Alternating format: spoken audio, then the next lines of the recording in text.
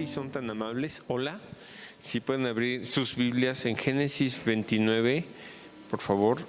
Génesis 29 del 5 al 13.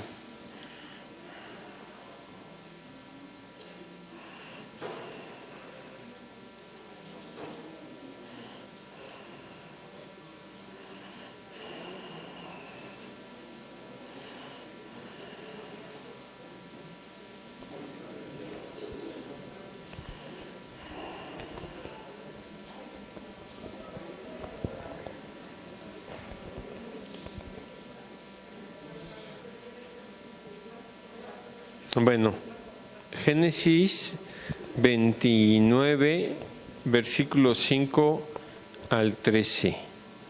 Les voy a pedir que pongamos toda nuestra atención en la lectura, que nada nos distraiga, por favor. Amén.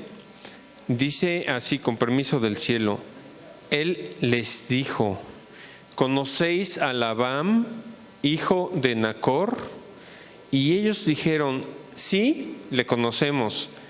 Y él les dijo: está bien. ¿Está bien?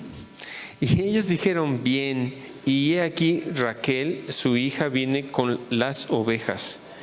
Y él dijo: he aquí es aún muy de día, no es tiempo todavía de recoger el ganado. Abrevad las ovejas e id a apacentarlas. Y ellos respondieron: no podemos hasta que se junten todos los rebaños y remuevan la piedra de la boca del pozo, para que abrevemos las ovejas. Mientras él aún hablaba con ellos, Raquel vino con el rebaño de su padre, porque ella era, ¿qué dice ahí? La pastora. Y sucedió que cuando Jacob vio a Raquel, hija de Labán, hermano de su madre, y las ovejas de Labán, el hermano de su madre, se acercó Jacob y removió ¿qué? La piedra de la boca del pozo, y abrevó el rebaño de Labán, hermano de su madre. Y Jacob besó a Raquel y alzó su voz y lloró. Y Jacob dijo a Raquel que él era hermano de su padre y que era hijo de Rebeca, y ella corrió y dio las nuevas a su padre. Pueden tomar su lugar si son tan amables y pueden sentirse cómodos, reconfortados, aligerados. Estamos en la casa de Dios.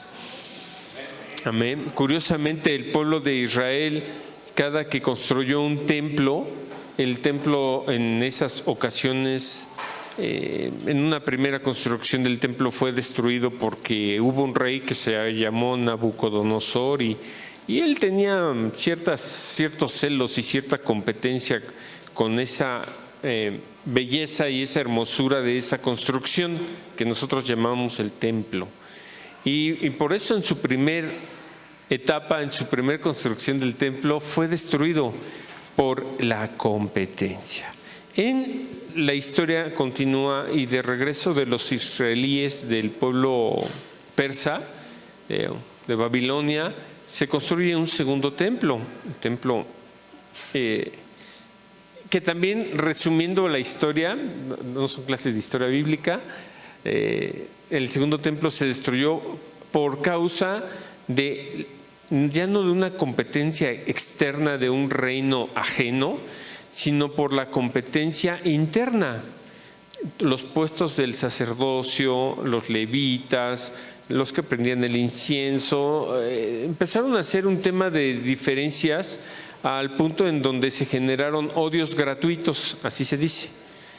Nosotros lo entendemos hoy como me cae gordo o me cae mal y no sé por qué, bien a bien no sé por qué. Y si me permiten decir una referencia personal, y les ruego que me disculpen porque es solamente no es una doctrina, solamente es un sentir personal.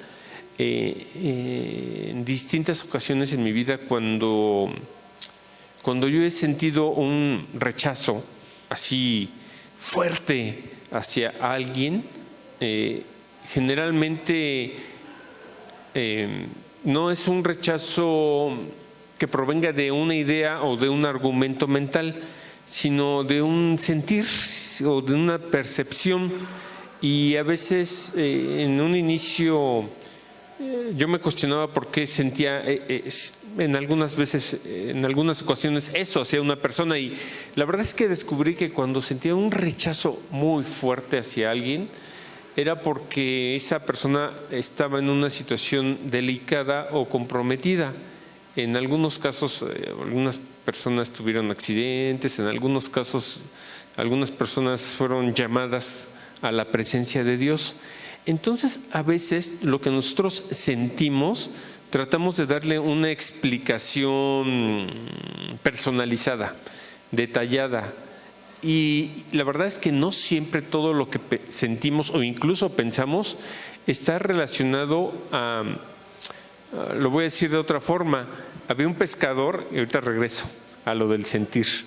Había un pescador que es una historia famosa, conocida, donde un par de pescadores iban, y obviamente la idea es que entre más grande sea el pez, se podría pensar que es una mejor pesca, o en un mayor número de peces pescados, la pesca es mejor, ¿no? Incluso hay una parábola de Jesús, de Yeshua, que habla de eso. Sin embargo, esta parábola dice que de los dos pescadores había uno que escogía solamente una determinada medida de peces, solo de un tamaño o hasta un tamaño.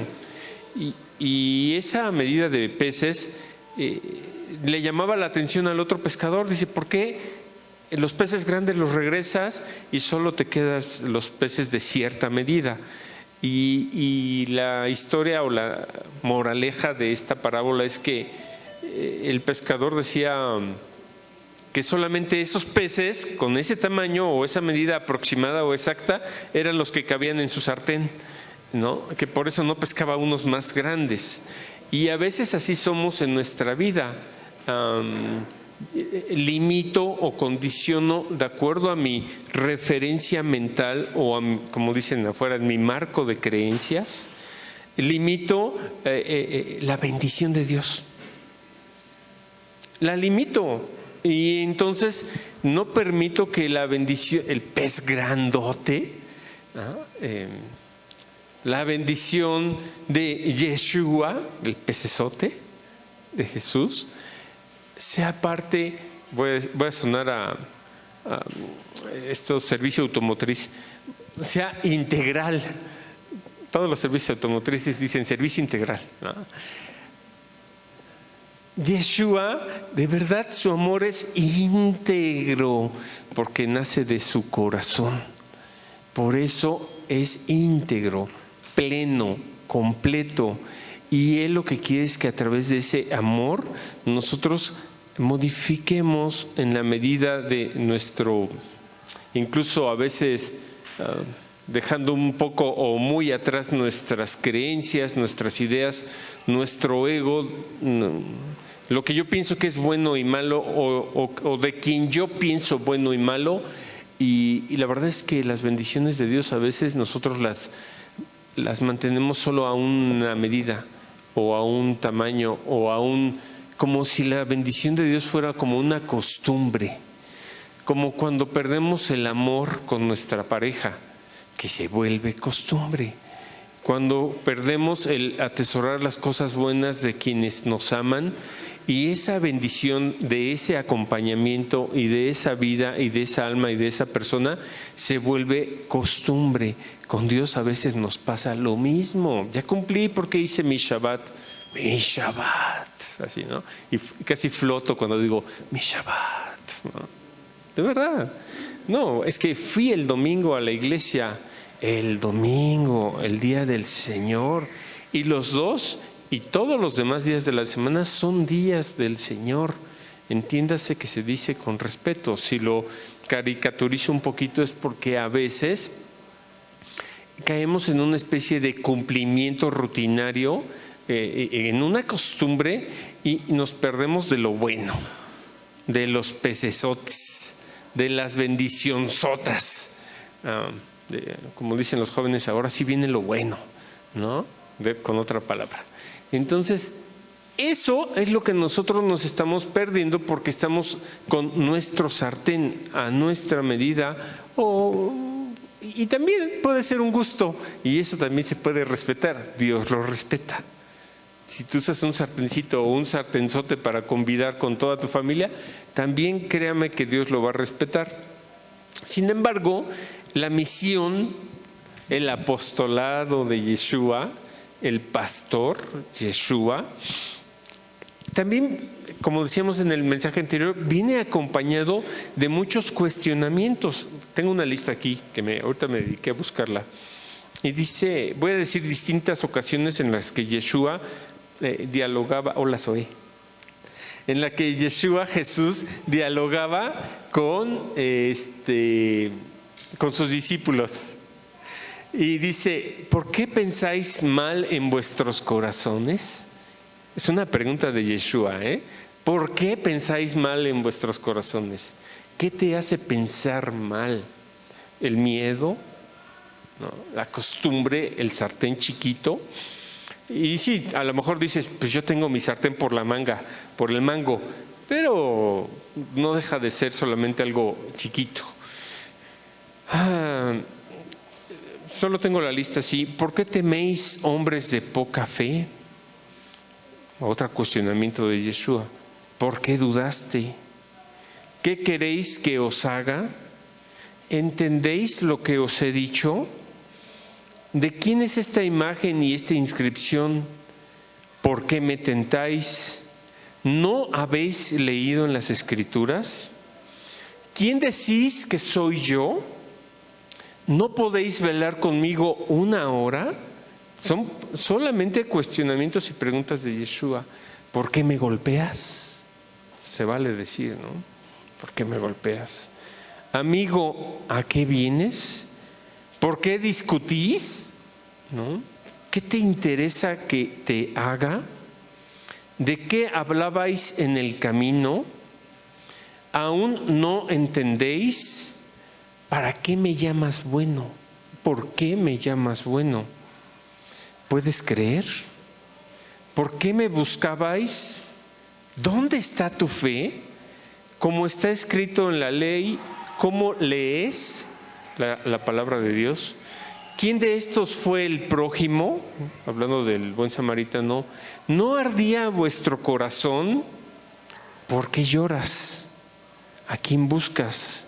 Y puedo seguir y continuar repitiendo las preguntas de Jesús a sus discípulos cercanos y lejanos. ¿Quieres ser sano? ¿Por qué no entendéis mi lenguaje? ¿No son 12 las horas del día? ¿Por qué me preguntas? ¿A quién buscas? Imagínense, ¿me amas? Todos esos cuestionamientos de Yeshua son los que deben de resonar en nuestro corazón, en nuestra mente, en nuestro ser. Y todos esos cuestionamientos no tienen un carácter culposo, agravoso, condenatorio.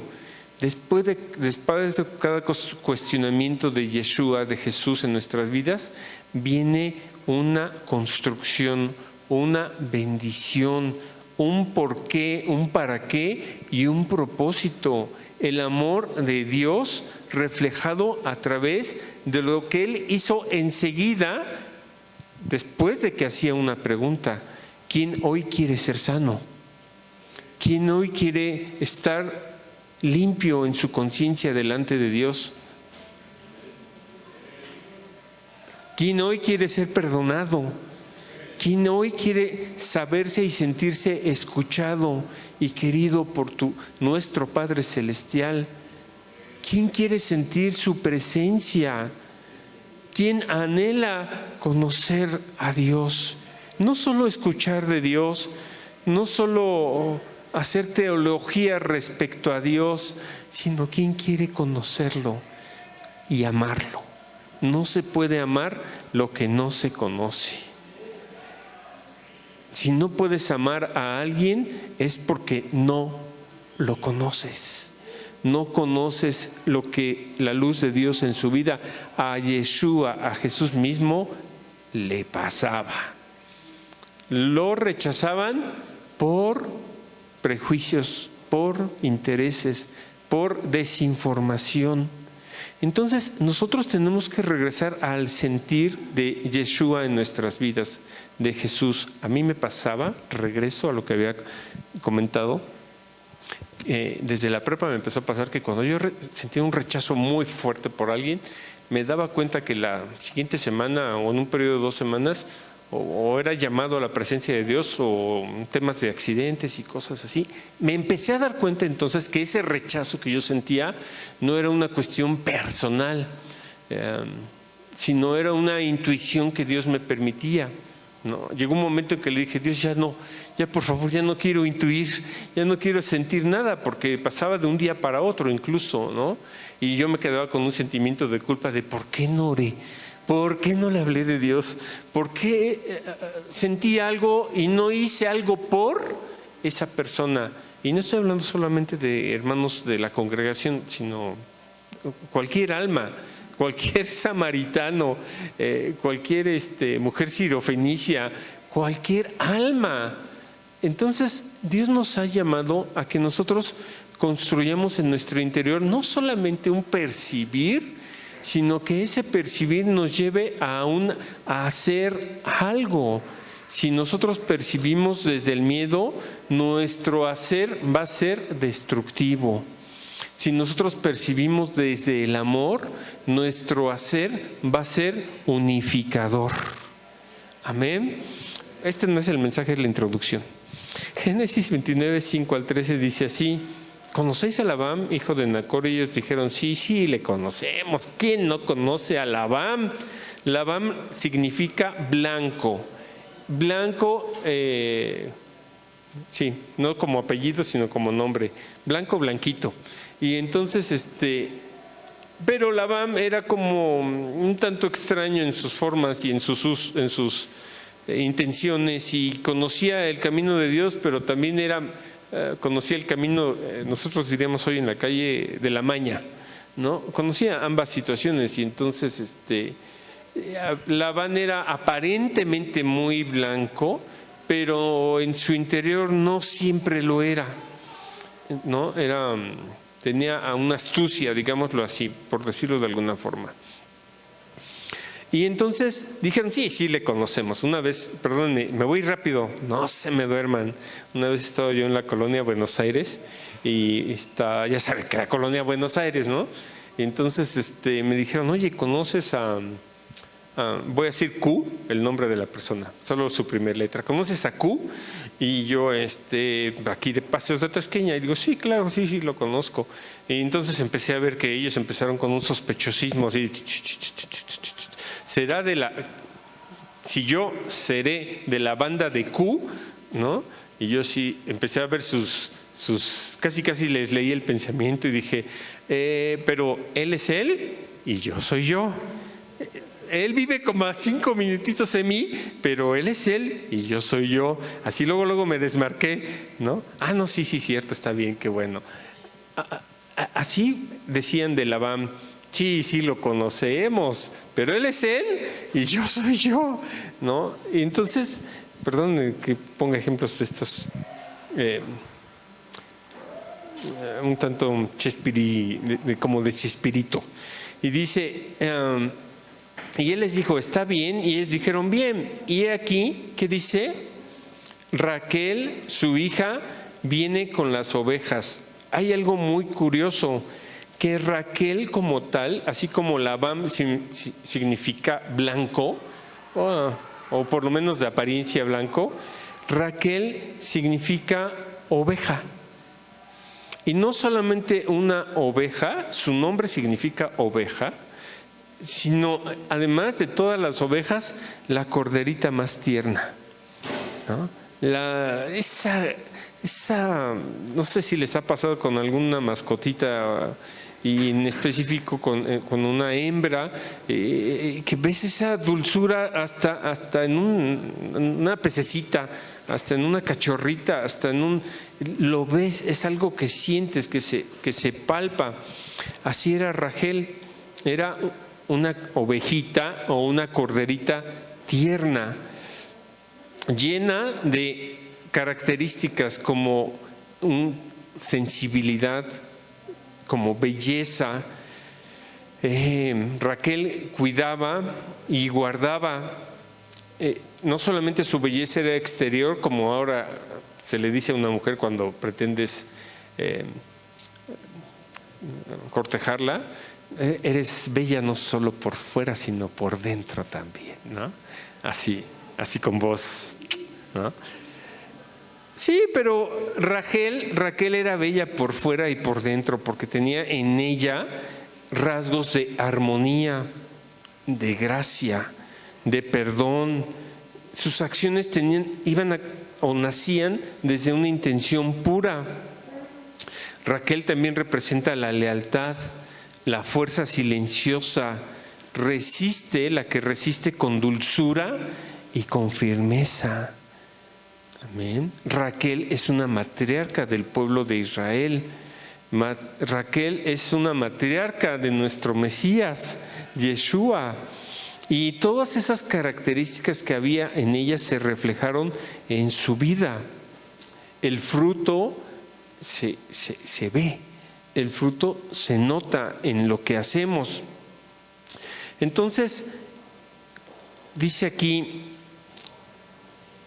y aquí Raquel o Raquelita o Raquelito viene con las ovejas y les dijo: he aquí, es aún muy de día, no es tiempo todavía de recoger el ganado, arrebate las ovejas e ir a apacentarlas. Y ellos dijeron: no podemos hasta que se junten todos los rebaños y remuevan la piedra de la boca del pozo, para que abrevemos, ¿qué dice? Las ovejas. Tenían que juntarse varias personas para quitar esa roca. Si nosotros recordamos cuando Yeshua resucitó, las primeras que estaban ahí eran mujeres en esa roca removida. Y dice: mientras él aún hablaba con ellos, Raquel vino con un rebaño, ¿qué dice? De su padre, porque ella era ¿qué? La pastora. Así, para que los que digan que no hay pastoras, Raquel, en hebreo Rachel, fue la primera. Si hay pastoras, aquí lo dice. Es una ovejita tierna y firme que tenía una responsabilidad de cuidar el rebaño de su padre, y entonces esa ovejita se convirtió en pastora. Dios quiere que muchos corderitos de los que hay en sus congregaciones se conviertan en pastores y pastoras. Amén. Que de verdad el entorno de la congregación sea para las futuras generaciones una base, un fundamento o una nueva forma de vivir a Dios y en Dios. Dios puede levantar también aquí muchas pastoras. Su potencial está en su alma. Sí, a lo mejor el título no les agrada y dicen: yo no necesito un título de esos. No son los títulos, no son los nombramientos, es la vocación que tenemos que aprender todos, pastores y pastoras, ovejitas y corderitos y borreguitos, y incluso los que son como Labán o somos como Labán, borreguitos, de los que nos gustan los tope borrego, ¿no? Todos tenemos que aprender, hasta del borrego se puede tomar el shofar. Amén. Hasta de lo más duro, de lo más necio del mundo, Dios puede tomar esa dureza y convertirla en un corazón tierno, claro para Dios. Y sucedió que cuando Jacob vio a Raquel, hija de Labán, hermano de su madre, y las ovejas de Labán, el hermano de su madre, ¿qué dice ahí? Se acercó Jacob y removió la piedra de la boca del pozo. Estábamos hablando ayer y hoy que los pozos representan nuestra realidad interna. A veces Dios manda a alguien que nos ayude a remover esas rocas, como en este caso, Jacob, para quedar bien, No solo dijo, bueno, esta mujer es bella por fuera y bella por dentro, sino que además se acomidió y fue muy caballeroso, y dijo, y removió la piedra de la boca del pozo y abrevó el rebaño de Labán, hermano de su madre. Y Jacob besó a Raquel y alzó su voz y lloró. Y Jacob dijo a Raquel que él era hermano de su padre y que era hijo de Rebeca. Y ella corrió y dio las buenas nuevas a su padre. En la mañana estábamos hablando de un encuentro, de una bella historia de amor entre Rebeca e Isaac. Pero lo mismo sucede con Jacob y Raquel. Raquel, su nombre proviene en su origen hebreo de una palabra que se conoce como Rahamim. Rahamim, así, Rahamim, que significa una misericordia entrañable. Una misericordia entrañable tiene que ver con tus entrañas, ¿no? A veces, y lo voy a decir para presumir, una persona que conocí hace como 30 años me la volví a encontrar y me dijo, ay, tú eres memorable. Y yo, bueno, me tuvo en su memoria todos estos años. Y el hecho de que te digan, eres memorable, y dices, bueno, te sientes como Jacob queriendo quedar bien con Raquel. Pero la virtud de Raquel la llevaba implícita en su nombre, su bendición, era de una misericordia entrañable. Una misericordia entrañable es la que surge del útero de las mujeres, del amor maternal. Así era su misericordia, como la misericordia de la presencia divina. Jeremías 31:16, por favor. Muchas gracias. Entonces, cuando sientes algo raro, sospechoso, incluso un rechazo por algo o por alguien, puede ser Dios diciéndote que esa persona necesita tu oración, tu intercesión, tu acompañamiento. Jeremías 31:16 dice: así ha dicho el Eterno, reprime del llanto tu voz y de las lágrimas tus ojos, porque salario hay para tu trabajo, dice el Eterno, y volverán de la tierra del enemigo. Esperanza hay también para tu porvenir, dice el Eterno, y los hijos volverán a su propia tierra. Y esta bendición es para los hijos de Raquel. Mi madre siempre me dice, cuando yo le digo, estoy preocupado por mi hija, estoy preocupado por mi hijo, porque los papás a veces somos preocupones, siempre mi mamá me dice, no te preocupes, hijo, el corazón de los hijos vuelve a los padres. Siempre el corazón de los hijos vuelve a los padres. Obviamente hay momentos en donde cada generación tiene su propio punto de vista, sus diferencias, y los que nosotros decimos que somos adultos y maduros, a veces nos cuesta un poco de trabajo entender el punto de vista de los que son nuestros hijos o nuestros menores, porque yo soy el papá, porque yo soy el que tiene la razón. Y a veces ese tener la razón, no solamente con nuestro prójimo, sino hasta con nuestros hijos o con nuestra pareja, provoca incluso una separación o un distanciamiento o un enojo o un sentimiento.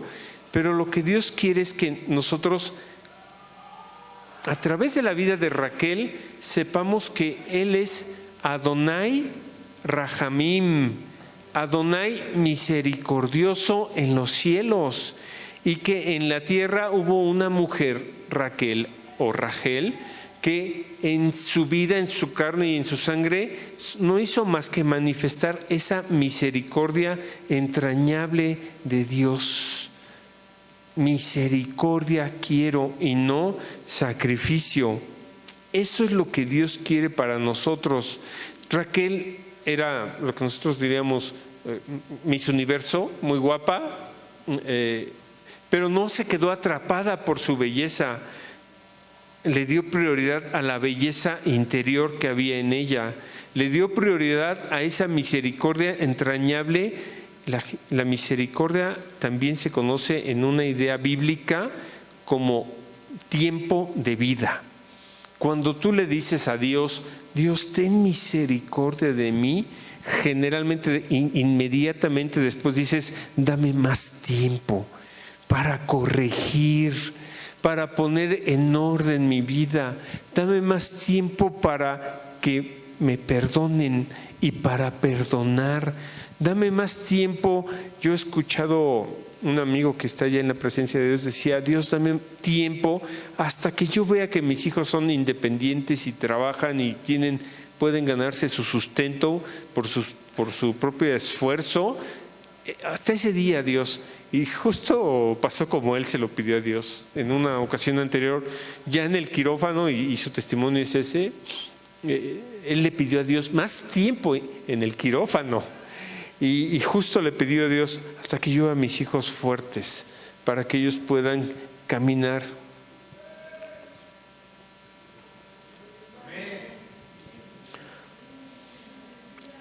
Hasta que podamos caminar. Esa es la paternidad de Yeshua en nuestras vidas. Hasta que nos podamos, como los niños, caer y levantar. Hasta que nos podamos sentir acompañados por el amor de nuestro Padre Celestial. 7 veces cae el justo, pero de todas ellas el Señor lo levanta. Amén, amén. Entonces, Raquel llora por sus hijos. Incluso a Raquel se le conoce como la belleza de Israel. No la externa, la interior. La belleza de Israel es la madre de nuestro Mesías. La belleza interior de ese útero del cual nace un hijo de Dios. De ese útero donde la presencia de Dios gesta y forma y crea a una hija y a un hijo de Dios. Raquel, la matriarca, representa la divinidad, la Shejina, la presencia divina que te está formando, creando, armonizando biológicamente, químicamente, emocionalmente, espiritualmente. Él o la presencia divina te está creando formando como una hija y un hijo de Dios.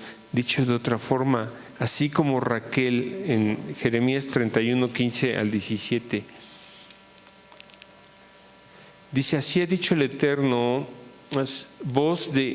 voz fue oída en Ramá, llanto y lloro amargo. Raquel que lamenta por sus hijos y no quiso ser consolada acerca de sus hijos porque perecieron.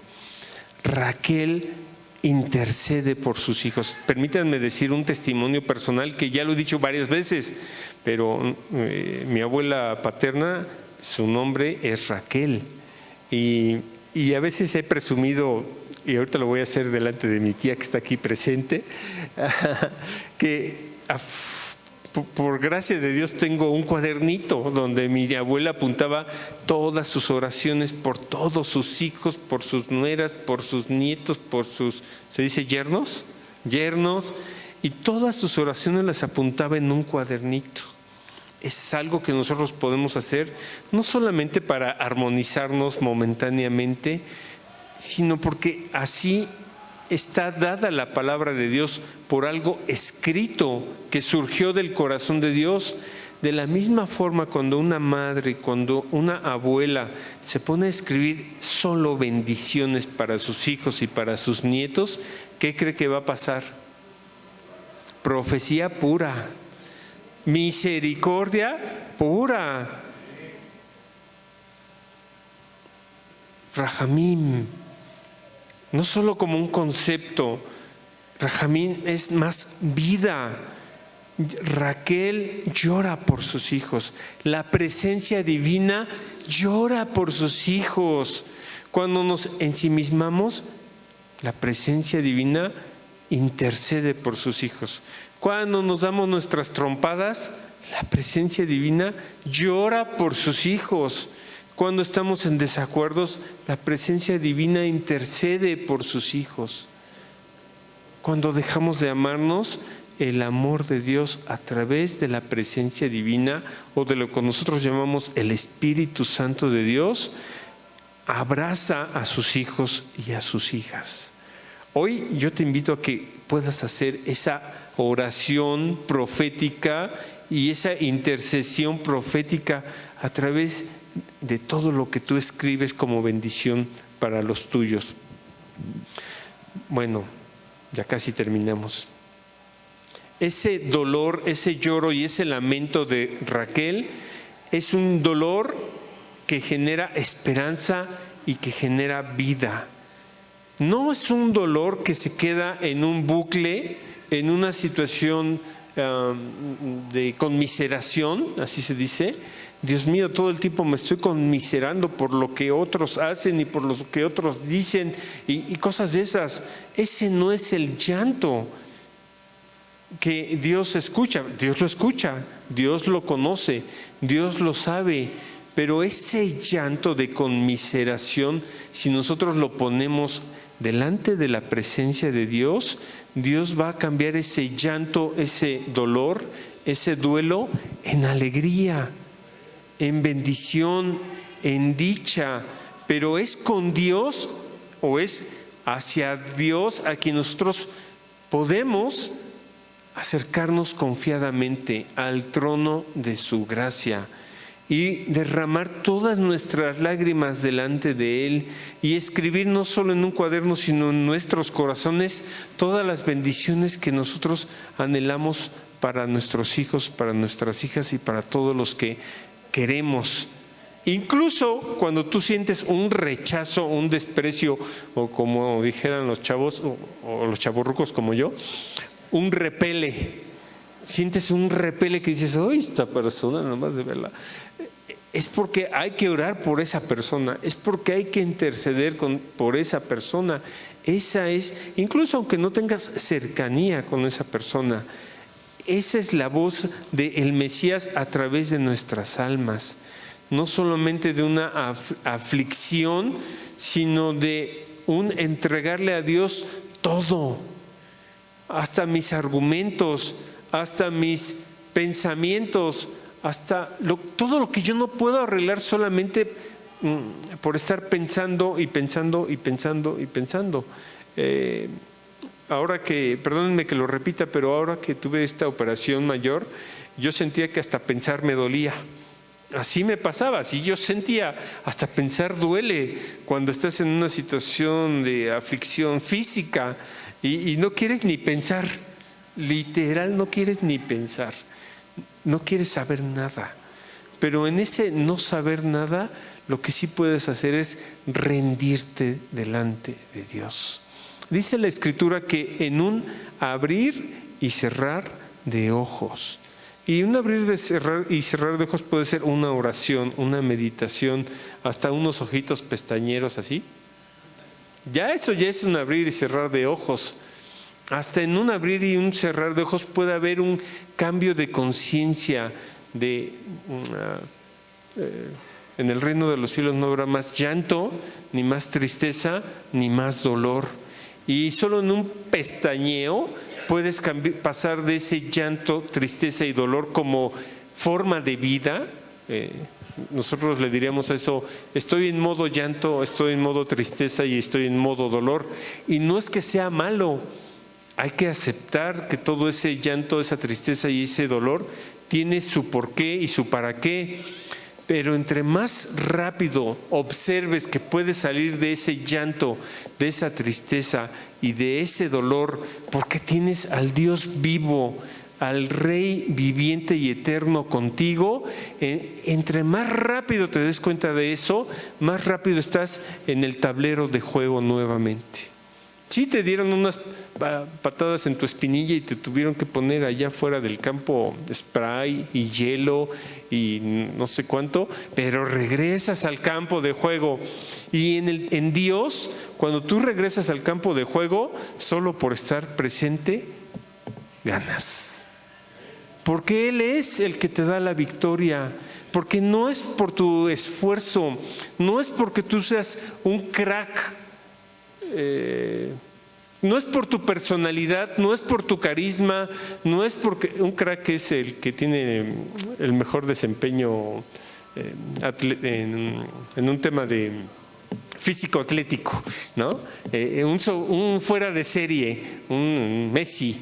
No es porque seas un fenómeno en un deporte o en escatología o en teología o en psicología. No es por eso, es por la misericordia de Adonai Rahamim. Amén. La misericordia de Adonai Rahamim para mi vida y para tu vida. Hoy vivimos por esa misericordia. Hoy pensamos, sentimos, actuamos, recibimos, compartimos por esa misericordia, solo por Él y para Él. En esa misericordia, fíjese usted, Yeshua no solo hacía muchos cuestionamientos: ¿quién soy yo para ti? ¿Me amas? Sino que Él iba más allá de eso.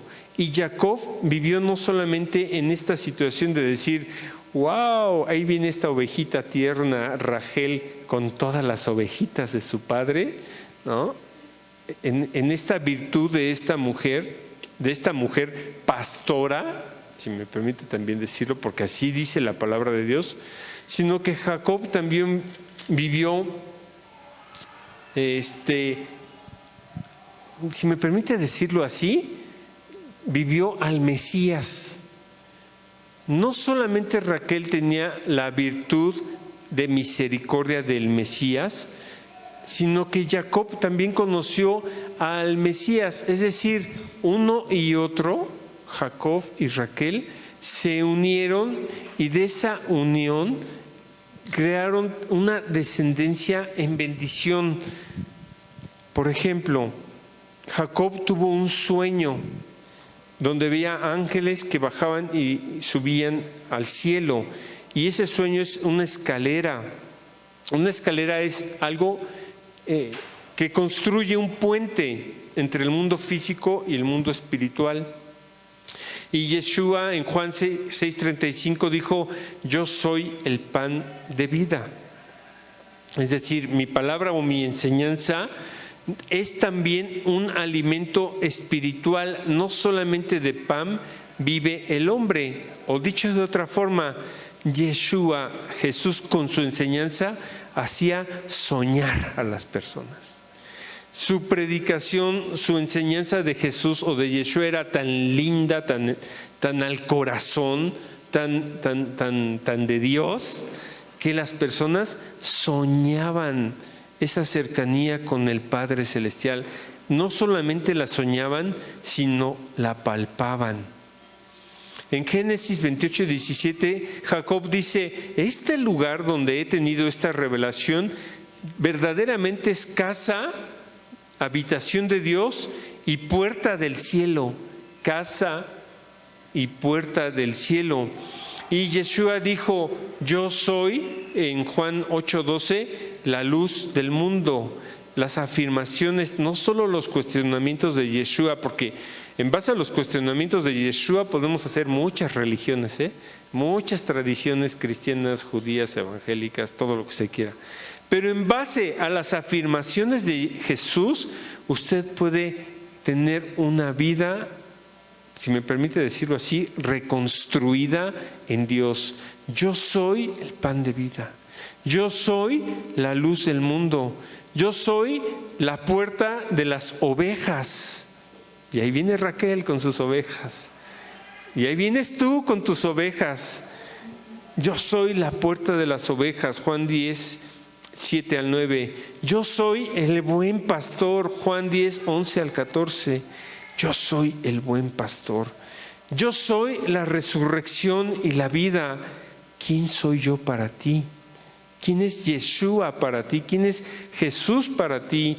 Dice: yo soy la resurrección y la vida. Yo soy el camino, la verdad y la vida. Yo soy la vid verdadera. Y me quedé corto porque solo apunté estos, pero de tarea les voy a pedir que busquen todas las afirmaciones de lo que tú eres en Jesús, en Yeshua. Jacob las vivió sin conocer al Mesías, pero las vivió porque hizo como su padre Isaac e hizo como su padre Abraham, realizó un camino, una búsqueda de Dios en su interior.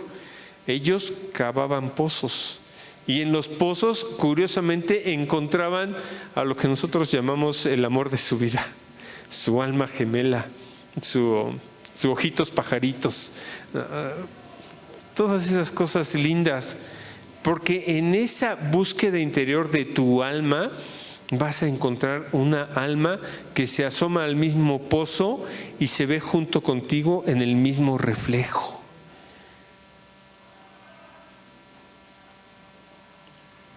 Jesús, cuando dice yo soy la luz del mundo, yo soy la puerta de las ovejas, yo soy el buen pastor, yo soy la resurrección de la vida, yo soy el camino, la verdad y la vida, yo soy la vid verdadera, solamente te está diciendo tú puedes vivir todo esto.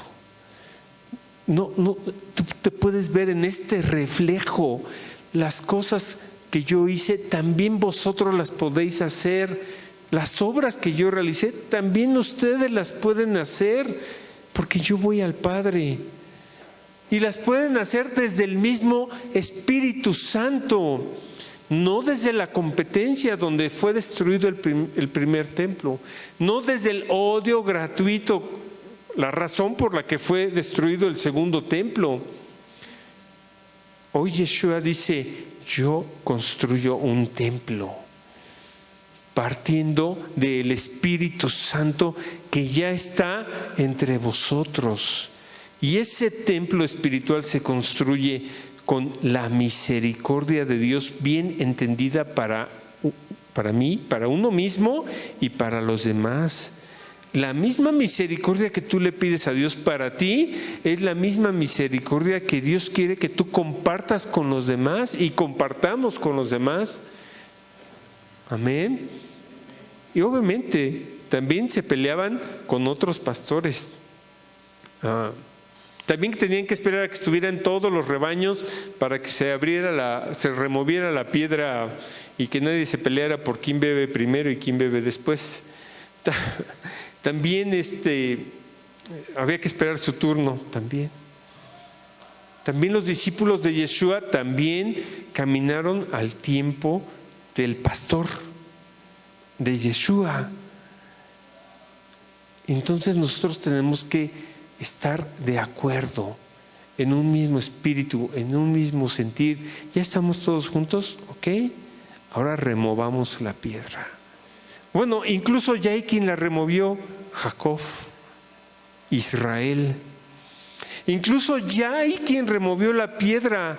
Yo soy la resurrección y la vida. El Espíritu Santo del Dios Altísimo, el alma del Mesías, ya removió esa piedra, como Jacob lo hizo para Raquel. Veo en ti misericordia, entonces actuaré misericordiosamente. Con el misericordioso seré misericordioso. Ese es Yeshua, ese es el amor de Dios. Sus palabras, sus afirmaciones no son banderitas, no son, ¿cómo se dice? Triunfalismos vanos, no son... Yo a veces soy como muy... Tengo mis frases fantochas, espirituales, ¿no? Cuando entro en un lugar donde siento ñáñaras, mello, sí, tengo mello, siento piel de gallina, yo uso mis frases un poco fanfarronas y digo, yo no voy a alimentar a lo que sea que está en este lugar con miedo. Se alimenta de eso, de mi miedo. Entonces yo digo, yo no voy a alimentar a nadie ni a nada con mi miedo. Y mi frase fanfarrona es, yo soy el miedo del miedo, ¿no? Rico. Pero de verdad lo digo delante de Dios y con respeto, porque tengo a Dios. ¿Por qué voy a temer? ¿Por qué voy a tener miedo cuando suena la alarma sísmica? ¿Por qué voy a tener miedo cuando se va la luz y no regresa en 4 horas a la casa? Y estoy solo diciendo las cosas más cotidianas que pueden suceder. ¿Por qué he de tener miedo cuando vienen situaciones más fuertes? Tú eres mi pastor. Mi pastor misericordioso. Tú eres el que me pastorea. Tú eres el que me acompaña. Adonai Rahamim, para mí y para ti, en los méritos de Rachel la matriarca, en los méritos de nuestra abuela y de nuestra madre Raquel, en los méritos del Mesías misericordioso, del Mesías la vid verdadera, íntegro, del Mesías el camino, la verdad y la vida, del Mesías la resurrección y la vida, del Mesías el buen pastor, del Mesías que es la puerta para todas las ovejas, del Mesías que es la luz del mundo, del Mesías que es el pan de vida para todos. Amén. Vamos a ponernos de pie, por favor.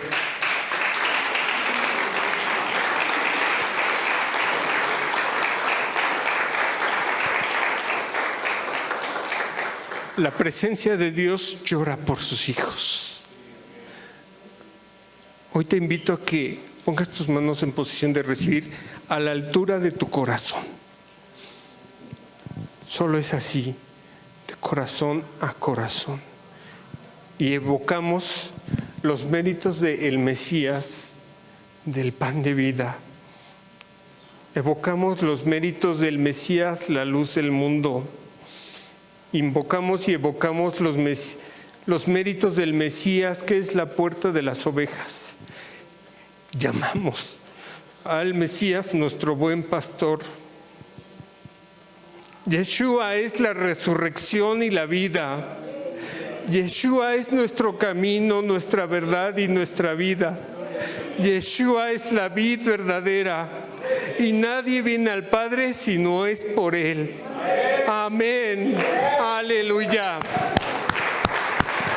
Aleluya. Amén.